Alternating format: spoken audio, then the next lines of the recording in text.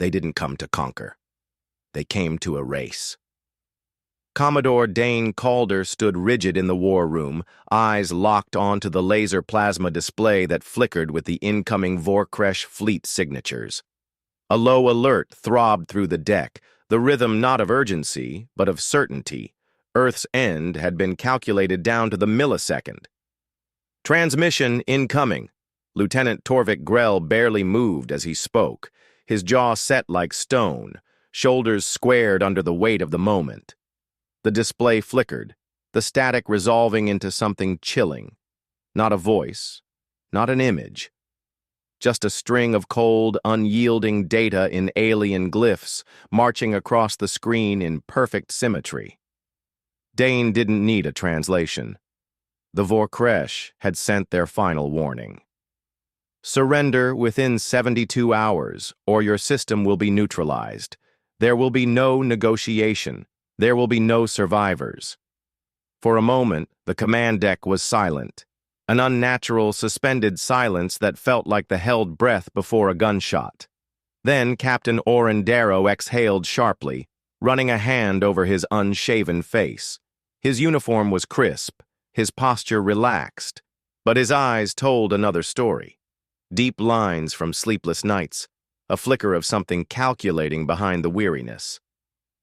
"So," he muttered, "they're skipping foreplay. Just straight to extinction." Dane's knuckles pressed white against the table's surface. "They think this is already over." Strategist Helk Maven let out a quiet exhale through his nose, his usual sharp wit muted by the weight of the transmission. "They don't take prisoners. They don't negotiate. They don't even need resources. The Vorkresh doctrine is simple. If a species does not submit, it ceases to exist." A few officers exchanged looks, some of steel, some of quiet fear. Dine didn't give them time to dwell on it. "What's the estimated fleet composition?"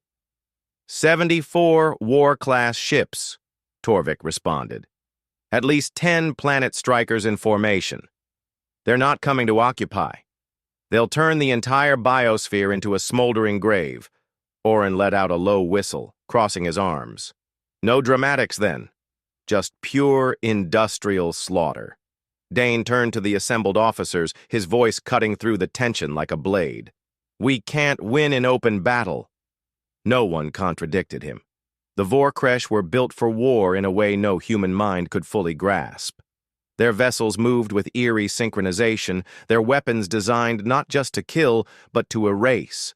Nothing left behind but cinders drifting in the vacuum. Earth's fleet, built for planetary defense, had no chance against that kind of overwhelming force. No chance if they fought the war on Vorkresh terms. "We need to make them fight blind," Dane said. "We disappear. We scatter every trace of our presence. When they enter Sul, they'll see nothing but the ghosts of a dead system." Commander Vesk Arlin, quiet until now, leaned forward, his sharp features shadowed under the low lights. "You want to make them believe we've already lost?" "No." Dine met his gaze. "I want to make them believe they've already won." Helk's mouth curved in a slow, grim smile. "And when their arrogance sets in, we cut their throat." Dane nodded, hard and fast. No one questioned the insanity of it. Not because it wasn't insane, but because it was the only move left on the board. The exodus began within the hour. All military assets capable of movement abandoned orbit, retreating into pre-established fallback positions. Entire squadrons vanished into deep space blind spots, hiding behind ice clusters, dead moons, and the fractured husks of old mining stations. Earth itself went silent. No transmissions, no signals, not even an automated beacon. From the outside, it would look like the planet had been abandoned, its people either already dead or too insignificant to bother fighting. But the battlefield was far from empty. In the cold graveyards of the asteroid belt, long-dead mining outposts whirred back to life, their ancient drilling lasers repurposed into railgun batteries. Obsolete cargo haulers, long retired from service, were turned into remote-guided bombs. Everything that had ever been deemed useless by modern warfare was reanimated with a single purpose: to make the enemy bleed. And the enemy was coming. 2 days later, the first distortions rippled through the outer system. Oren stood beside Dane in the observation deck, staring through the reinforced viewport as the sensors updated in real time. A ripple in the stars, a shape where there should have been empty void. And then, emergence. A Vorkresh battleship folded into real space, its arrival marked by the brief flash of artificial gravity wells stabilizing. Then another, and another, until the entire war fleet loomed at the system's edge. There was no formation, no hesitation.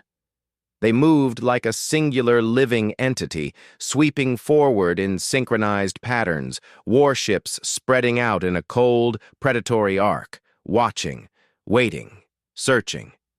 Oren exhaled. "So this is the part where we pray they buy the illusion?" Dane didn't blink. "They will." "Yeah?" Oren glanced at him. "How can you be sure?" Dane's grip tightened around the railing. His voice was calm, absolute. "Because the Vorkresh don't believe we're capable of strategy." Oren let out a dry chuckle. "Wouldn't be the first time some alien warlord thought we were too primitive to be dangerous." "They think warfare is a numbers game," Dane said, eyes still fixed on the ships unfolding before them. "That if you bring enough firepower, nothing else matters." Oren watched the fleet stretch across the dark. "They're not wrong." A pause. Then Dane looked at him. "They are, because we're not fighting a war of firepower." Oren studied him for a long moment. Then a slow, wicked grin spread across his face. "We're fighting a war of ghosts." Dane nodded. And the first hauntings were about to begin. The Vorkresh continued their advance, weapons primed, scanning the system for movement. And then, the first anomaly. A soft, irregular signal, barely a whisper against the static. Faint, almost accidental. The Vorkresh moved toward it. Deep within the abandoned asteroid fields, something shifted. A silent activation. Mining stations, long buried under rock and ice, came alive with cold, predatory intent. Beneath the dead crust of a forgotten moon, stealth batteries primed their cannons, and in the hollow wreckage of an old colony ship, a single human finger hovered over a trigger. The Vorkresh, so accustomed to wiping civilizations from history, were about to learn the weight of their own arrogance. Somewhere, in the suffocating silence of deep space, the first shot was fired. A single, invisible kinetic slug, moving fast enough to punch through a Vorkresh hull before their sensors could even register it. By the time their fleet detected the attack, it was already too late. The first slug tore through the Vorkresh vessel before its sensors could react. A rupture of superheated gas burst outward, venting molten shrapnel into the dark like glowing embers cast from a dying fire. The warship buckled, its armor shearing open in a wound too sudden for its automated defenses to comprehend. Inside, flashes of light strobed against the sleek, inhuman architecture as emergency systems scrambled to compensate. Then another impact. The second shot didn't strike the hull. It speared through a ventral thruster, sending a ripple of imbalance through the formation. The ship listed, its nose tilting as internal stabilizers fought to counteract the unexpected force. And still, no enemy in sight. From the bridge of the Vorkresh command vessel, tactician Drovan leaned forward, his four-fingered hands pressing into the interface table as he scanned the incoming data. Their ships had sustained damage, but there was no fleet, no energy signatures, no visible warships, just the cold emptiness of the human system, stretching in all directions. Impact analysis. His voice, clipped and even, barely rose above the pulsing status alerts.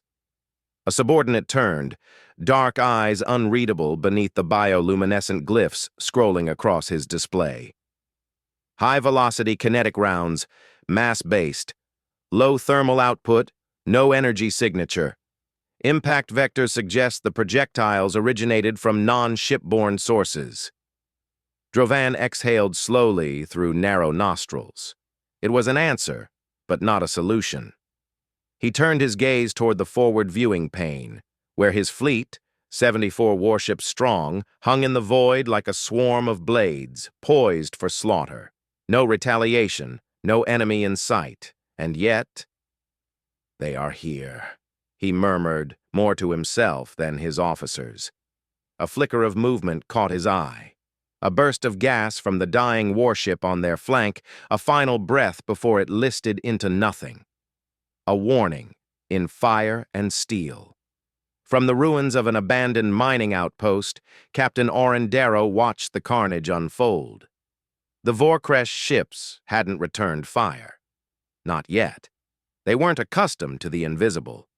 They fought with dominance, overwhelming enemies with superior force, but this wasn't a battle they had prepared for. Oren tapped his fingers against the side of his heads-up display, scrolling through targeting readouts. The asteroid field masked their ships perfectly. Heat sinks engaged, weapons cold, until the last possible second. "Status?" Lieutenant Ren Cross responded from the adjacent console, his voice quiet but laced with tension. "The first impacts registered, 2 direct hits. They're analyzing, but they don't know where we are." Oren's lips curved slightly. "Let's keep it that way." The laser plasma display overlaid the battlefield, mapping enemy formations in stark blue outlines against the deep space backdrop. They still held their positions, no wild scattering, no blind retaliation. That was the Vorkresh way. They didn't panic. They assessed, adapted, then exterminated, which meant humanity had a very narrow window before they pivoted from confusion to destruction. He opened a channel. "Dane, it's your move." Commodore Dane Calder stood inside the command chamber of a buried outpost, deep beneath the surface of a dead moon. The chamber was dark, save for the glow of red-lit tactical readouts that bathed the room in the colors of a battlefield still unfolding. The air carried the subtle bite of recycled oxygen, the cold weight of silence stretching between officers as they watched the Vorkresh fleet hesitate for the first time in its long, merciless history. Not much time left. Dane's fingers hovered over the interface, the seconds dragging like drawn breath. Every instinct screamed to fire again, to press the advantage, to strike while the enemy staggered. But that wasn't how ghosts waged war. Oren's voice crackled through the earpiece. "They're waiting for us to reveal our hand." Dane knew. The Vorkresh were like a closed fist, tight and unyielding, and fists only broke when struck at the right angle. He tapped the console. "Set up for a secondary strike, but delay. Let them search." Oren's hesitation was barely perceptible. "You want to let them regain composure?" "I want to let them think they're regaining control," Dane corrected. "They don't fight shadows. They fight what they can see. If they believe we're just hitting from a static location, they'll concentrate their fire on an empty grave. The longer the Vorkresh searched, the longer humanity dictated the battlefield. And then, the first enemy movement. On board the Vorkresh flagship, High Warlord Zypher Nax watched the data feeds with the cold scrutiny of a predator observing a wounded kill. He was not concerned. Not yet. The humans were striking from a position of cowardice, concealment, misdirection, asymmetry. It was not the way of warriors. It was the way of prey, and prey, no matter how cunning, always exposed itself before the end. "They are not engaging in traditional formation," Drovan stated from his post. Nax's gaze did not shift. "Because they are not in formation." Drovan inclined his head slightly. "Then what are they?" Nax answered without hesitation. "Desperate." His fingers traced the trajectory lines across the laser plasma display, mapping the last known vectors of the kinetic strikes. Origin points within the asteroid belt. The human fleet was not absent. They were simply buried beneath rock, debris, the remnants of their own dead technology. They have turned their ruins into weapons, he observed. Drovan nodded. Unconventional, but crude. Nax's expression remained unreadable. And yet, we are bleeding first. A moment of silence passed. Then, a signal burst ignited on the display, a false distress beacon, somewhere beyond the asteroid belt, flickering for only a moment before cutting out. A lure, unmistakable. Drovan straightened. They are trying to pull us out. A ghostly whisper, designed to provoke response. Nax exhaled through his teeth. Then let them think they have succeeded. His fingers danced over the interface, issuing the command. A squadron of Vorkresh warships peeled away from the fleet, slipping toward the bait. They would chase shadows. And when the humans finally believed themselves hunters, then the culling would begin. Inside the asteroid field, Oren's eyes flicked to the new contact. The Vorkresh had taken the bait. He could almost hear the shift in the air around him, the silent recognition that the real war had just begun. Ren Cross exhaled sharply. They're moving. Oren's grip on the console tightened. Then let's make them regret it. Outside, in the silent graveyard of dead rock and buried ships, something stirred. A hidden fleet, waiting beneath the carcass of old battles, powered up in silence. Weapons locked, triggers poised. The second strike was coming, and this time, it would bleed deeper. The darkness held its breath. Then the trap detonated. A dozen Vorkresh warships, drawn by the lure of the false distress beacon, slipped through the asteroid belt's ragged corridors, their hulls weaving between floating wreckage and frozen debris. Then, detonations. Charges buried within fractured rock ignited in tandem, turning dormant space into a killing field. Shards of metal and stone ripped through armor plating, slicing through exposed seams, severing thruster lines, burrowing deep into critical subsystems. The lead warship buckled, its forward chassis crumpling under the unseen assault. Explosive decompression flung Vorkresh bodies into the void, twisting, frozen, lifeless before their shredded limbs had time to register the cold. From his position deep within a concealed command station, Captain Oren Darrow watched the destruction unfold across his heads-up display. The interface flickered with data, shields collapsing, substructures failing, emergency thrusters misfiring in a frantic attempt to regain control. 4 kills confirmed, Lieutenant Ren Cross muttered beside him, eyes scanning the secondary readout. 2 more dead in the water, the rest scrambling. Oren's fingers tapped once against his console, his gaze sharp. They took the bait, but the real fight starts now. Because even as the wreckage of their fallen ships drifted, the remaining Vorkresh adjusted, their movements shifting from reactive chaos to calculated maneuvers. These were not panicked survivors. These were killers correcting an error. On board the Vorkresh flagship, High Warlord Zyphor Nax absorbed the data with a slow inhale. His ships had walked into a slaughter, but they were not broken. He had not risen through the ranks by succumbing to failure. Weakness was eradicated. Mistakes were corrected with blood. They were waiting for us, tactician Ul Drovan observed, voice clipped as he analyzed the wreckage. A coordinated strike, executed without revealing their location. They anticipated our response. Nax's gaze remained on the flickering battle telemetry, his voice a quiet blade. They are thinking ahead. Drovan hesitated. That is not standard for lesser species. Nax's fingers curled against the console. No, it is not. The humans were operating beyond the limitations of prey. They were not reacting to battle. They were designing it. And yet, they had made a fatal error. They assume we will continue playing into their deception, Nax said, turning toward his officers. But deception only works on those who wait for clarity. Drovan's brow furrowed. What are you proposing? Nax's voice was calm. "We stop waiting." He stepped forward, issuing the command. "All forward battalions execute full system saturation bombardment. Immediate. No targeting parameters. No calculated fire. We burn everything." Drovan's breath hitched. Even among the Vorkresh, indiscriminate fire was a last resort. It was an acknowledgement that the enemy could not be pinpointed. It was admitting that the enemy was in control. But Nax knew what he was doing. If the humans wanted to hide in the corpse of their own system, then they would burn alongside it.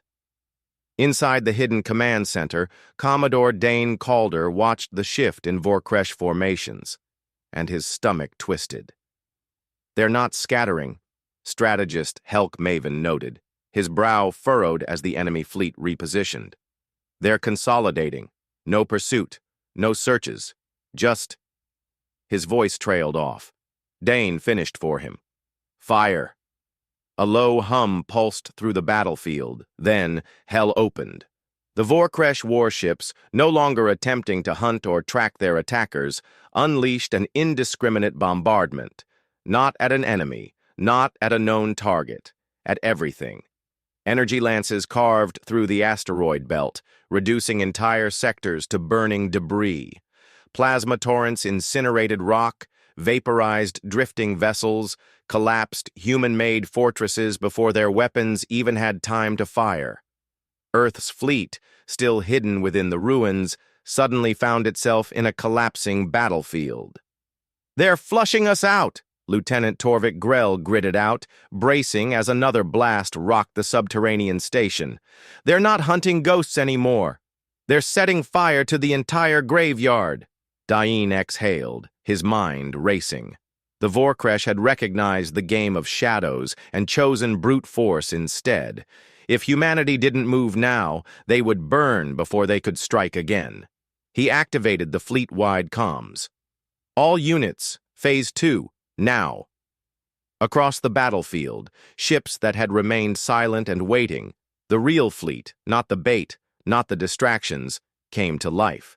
Stealth thrusters disengaged, heat sinks, vented controlled bursts, and human warships emerged from the artificial darkness, slipping from the remains of shattered asteroid belts and fractured space stations.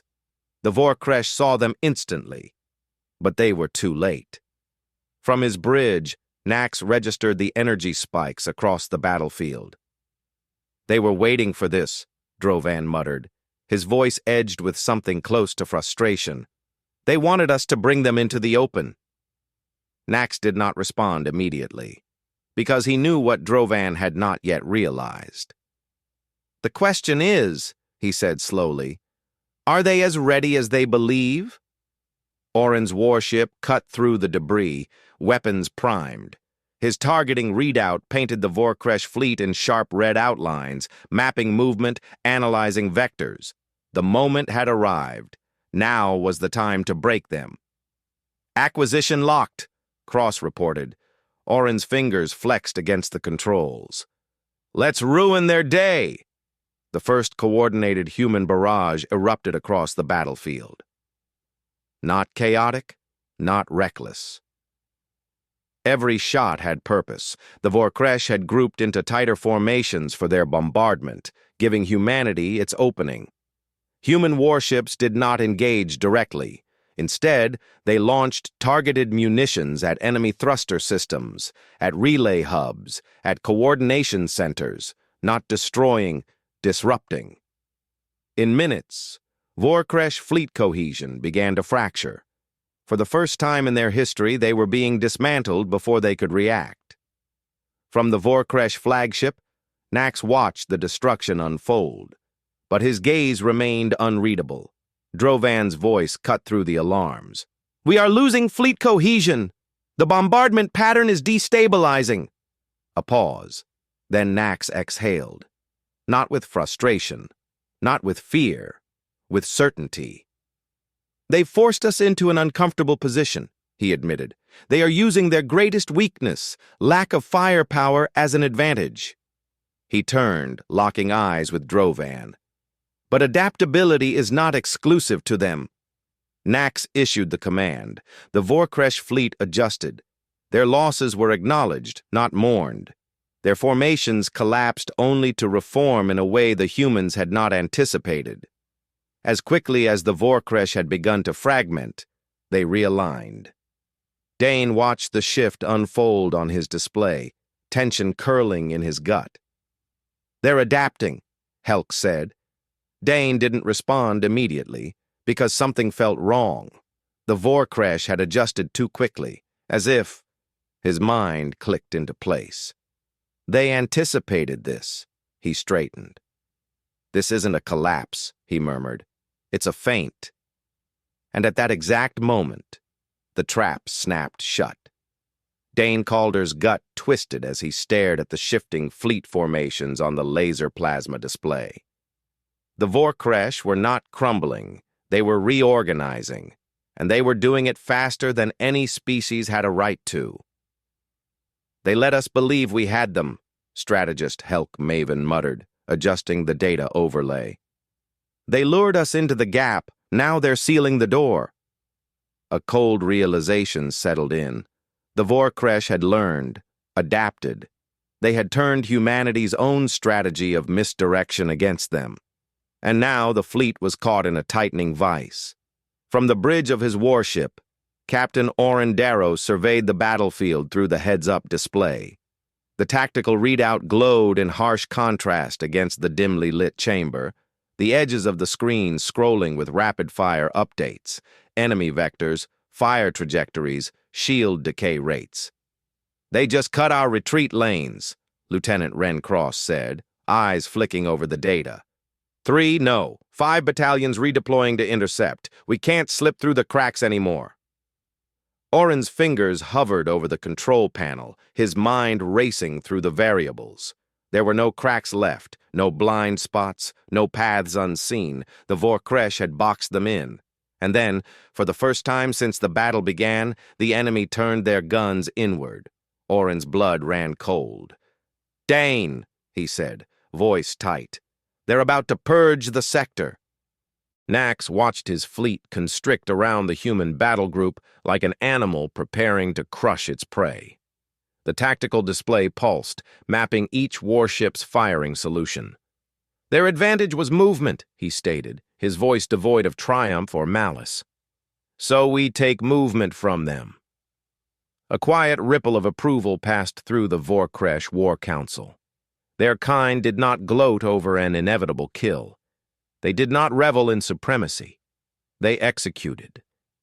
"They will attempt to break free," Tactician Ul Drovan murmured, analyzing the pattern of human maneuvers. "They will throw their entire fleet at the weakest link." "They believe we still have a weak link," Nax corrected. His dark gaze flicked across the readouts. "They still do not understand." He raised a hand. "Begin saturation." The first Vorkresh bombardment wave crashed against the human fleet with mechanical precision. Fire bloomed across the darkness, lancing beams of compressed plasma, kinetic rounds fired at sub-relativistic speeds, cascading bursts of electromagnetic disruption fields.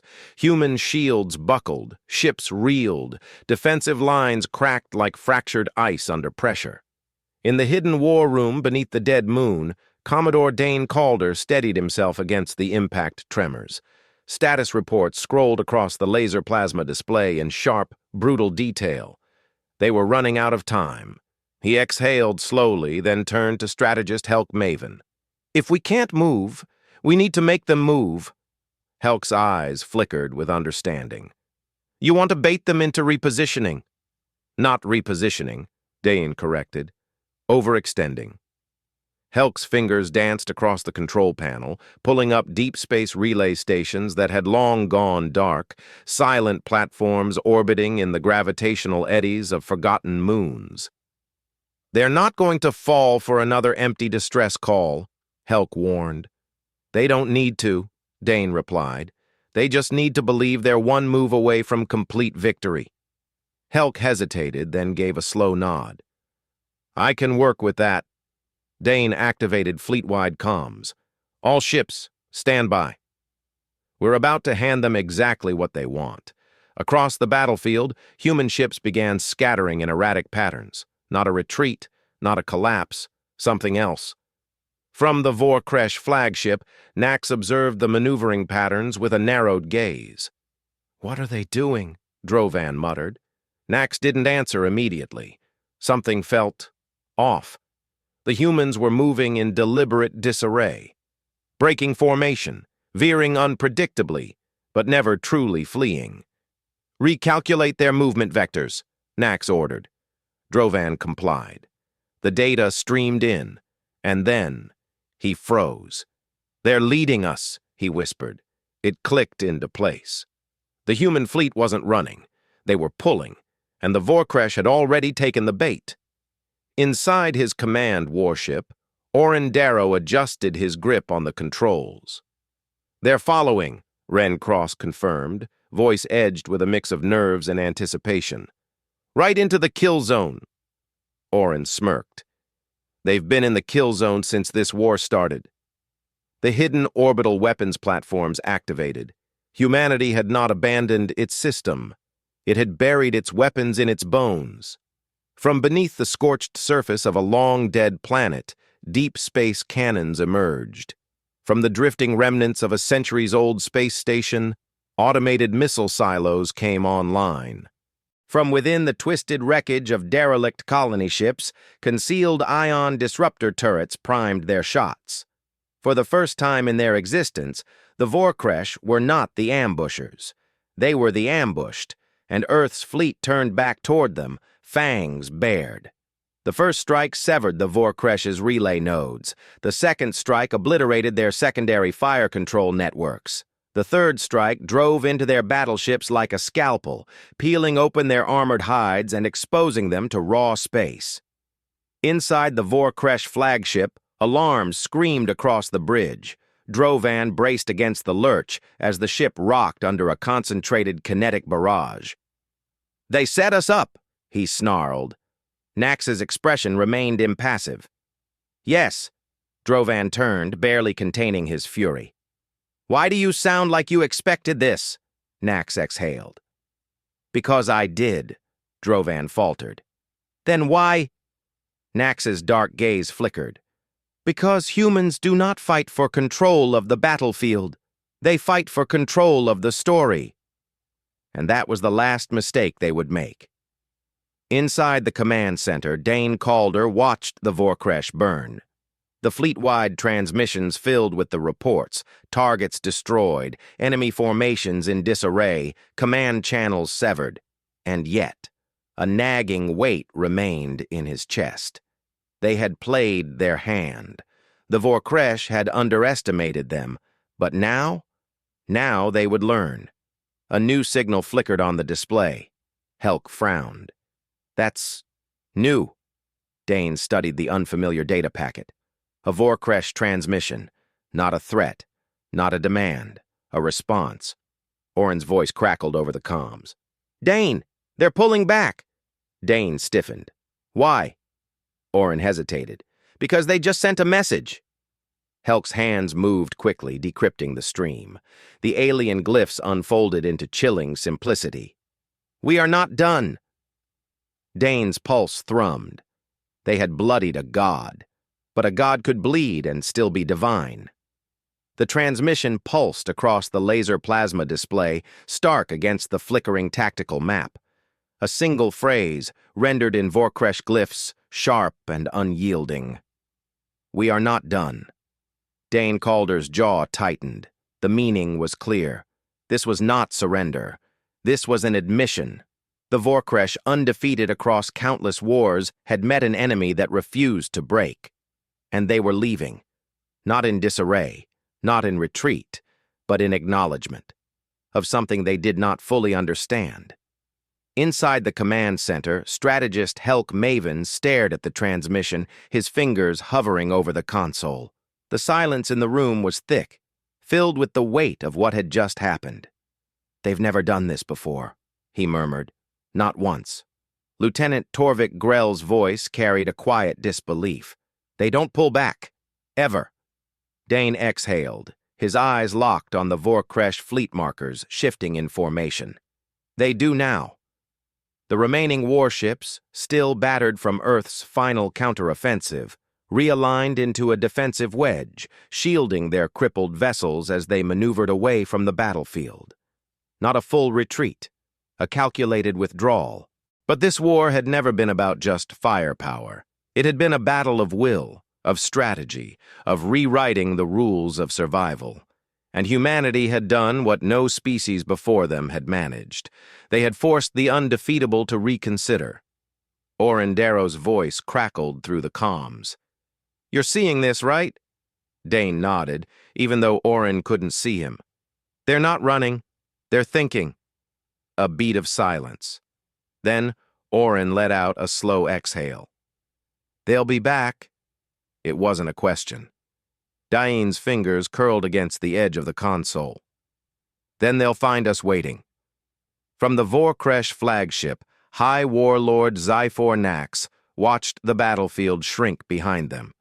The distant glow of shattered human warships, the debris of their own fallen vessels, the remnants of what should have been nothing but another extermination. Yet the humans still stood. Ul Drovan's voice was quiet but edged with something rare, uncertainty. "They are not what we expected." Nax did not answer immediately. His dark eyes flicked over the battlefield data, the tactical logs, the casualty reports. Their fleet had survived, but the war had not gone according to expectation. It had not been war. It had been defiance, sharpened into a blade so fine it had cut before they realized they were bleeding. "We underestimated them." Drovan inhaled sharply, as if he had never expected to hear those words spoken. "What now?" Nax's gaze remained on the display. "The same thing they are doing," he murmured. "We adapt." Because for the first time in Vorkresh history, the equation had changed. This was not conquest. This was conflict. And humanity was a variable they had not accounted for. Earth's war room remained still as the last Vorkresh signatures left the system. No celebrations, no relief. Just the raw, quiet understanding that this was not the end. This was the beginning of something far greater. Helk finally broke the silence. "What's the message, then?" Dane glanced at him. Helk gestured toward the high-band frequency channels still open across the system. "They spoke. Now we speak." Dane considered it for a moment, the weight of history pressing down on him. Then, he leaned forward and activated the transmission. The signal pulsed outward, across the debris fields, past the dying echoes of battle, cutting through the silent void between victory and what lay beyond. "To the Vorkresh, to any who are watching, to those who would come to erase us, you chose war. You expected conquest, and you have learned the cost." Dine exhaled slowly. His voice was steady, final. "Next time, we won't be waiting." The transmission ended. Orin's quiet chuckle broke the stillness. "That's going to keep them awake at night." Dine didn't answer. Instead, he looked toward the display where the last of the Vorkresh ships faded into darkness. He knew what would come next. This was not a war of survival anymore. It was a war for humanity's place in the stars, and they had just declared themselves a force to be reckoned with.